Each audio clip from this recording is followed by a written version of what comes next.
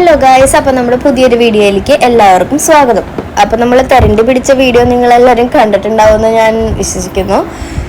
അപ്പോൾ അതേ നമ്മുടെ തെരണ്ടി നമ്മൾ വീട്ടിലൊക്കെ കൊണ്ടുവന്ന് അത് അമ്മച്ചി സെറ്റാക്കി എടുക്കുകയാണ്, വെട്ടി നല്ലോണം. അപ്പോൾ അമ്മച്ചിക്ക് ഭയങ്കര ഇഷ്ടമുള്ള മീനാണിത്.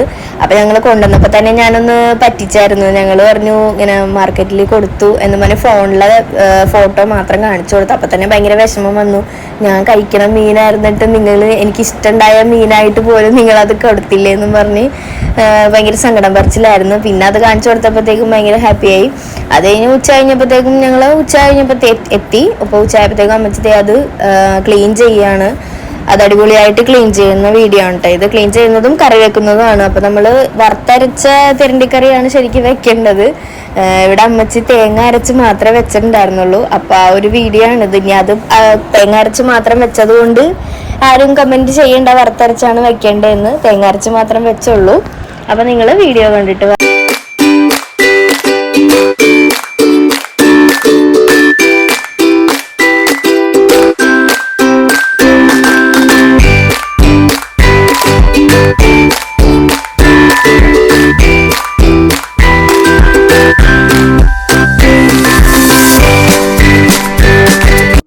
ഓക്കെ. അപ്പം നമ്മുടെ തിരണ്ടിക്കറി ഉണ്ടാക്കാൻ പോവാണ് കേട്ടോ. അപ്പം അതെല്ലാം ആദ്യമായിട്ട് നമ്മൾ പൊടികളൊക്കെ മൂപ്പിച്ചെടുക്കണം. അപ്പം മുളക് പൊടിയും മഞ്ഞൾപ്പൊടിയും മല്ലിപ്പൊടിയും കാശ്മീരി മുളക് പൊടിയും കൂടി നന്നായിട്ട് മൂപ്പിച്ചെടുക്കണം. അതിനുശേഷം കുറച്ച് ആവശ്യത്തിന് തേങ്ങ ചിരണ്ടിയത്. അപ്പോൾ വറുത്തരച്ച് വെക്കുന്നവർക്ക് അങ്ങനെ വെക്കാം. നമ്മൾ തേങ്ങ അരച്ച് മാത്രമേ വെക്കുന്നുള്ളൂ.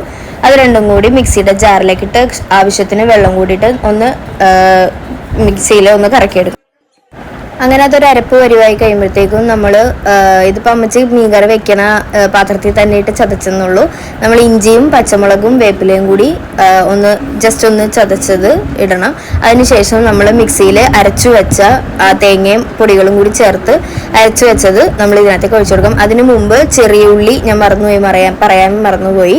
ചെറിയ ഉള്ളി ഒരു 5-6 എണ്ണം എടുത്ത് അതും കൂടി ചതച്ച് വെക്കുക.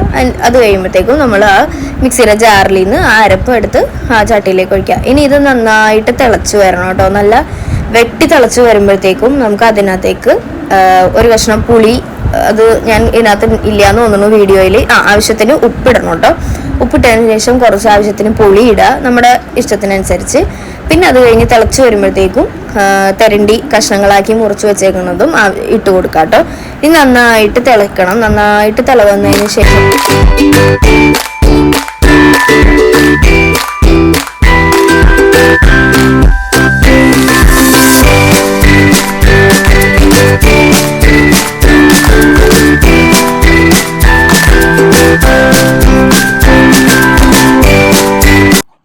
എന്നിട്ട് നമ്മളൊരു ചെറിയ ചീനച്ചട്ടി എടുത്തിട്ട് അതിലേക്ക് ആവശ്യത്തിന് വെളിച്ചെണ്ണ ഒഴിച്ചിട്ട് ചെറിയ ഉള്ളിയും വേപ്പിലയും കൂടി നന്നായിട്ട് ഫ്രൈ പോലെ, അതായത് നല്ലതായിട്ട് മുരിഞ്ഞ പരുവത്തിൽ ആക്കിയെടുക്കണം.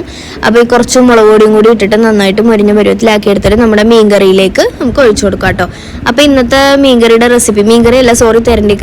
തിരണ്ടിക്കറിയുടെ റെസിപ്പി ഇത്രേ ഉള്ളൂ.